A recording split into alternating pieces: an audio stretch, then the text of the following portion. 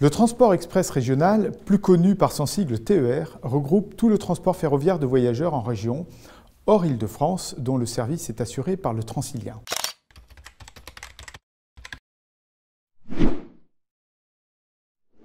Deux principaux acteurs interviennent. Les régions d'abord, qui fixent le plan de transport, la politique tarifaire et qui financent l'activité. Et SNCF Voyageurs, qui exploitent les lignes en faisant circuler les trains et en assurant leur maintenance. La prochaine ouverture à la concurrence du transport ferroviaire des voyageurs a conduit les juridictions financières à faire un état des lieux de l'activité TER. Plusieurs constats ont pu être faits sur la période 2012-2018. Premier constat.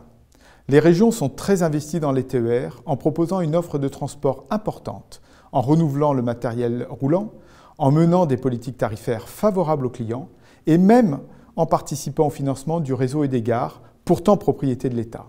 Ce qui, sur ce dernier point, a poussé la Cour à s'interroger sur l'intérêt de transférer certaines de ces infrastructures aux régions. Deuxième constat. Malgré cet engagement des régions, les résultats restent décevants. La qualité de service, principalement mesurée par les annulations et retards des trains, s'est dégradée, du fait notamment des difficultés de gestion rencontrées par la SNCF et d'un mauvais état du réseau ferré régional. Cette baisse de la qualité de service explique en partie la baisse de la fréquentation, notamment des clients occasionnels tentés de se reporter sur d'autres modes de transport, comme la voiture, l'autocar ou le covoiturage. Troisième constat, alors que la fréquentation stagnait, les coûts d'exploitation du TER ont continué d'augmenter constamment pour atteindre 4,1 milliards d'euros en 2017.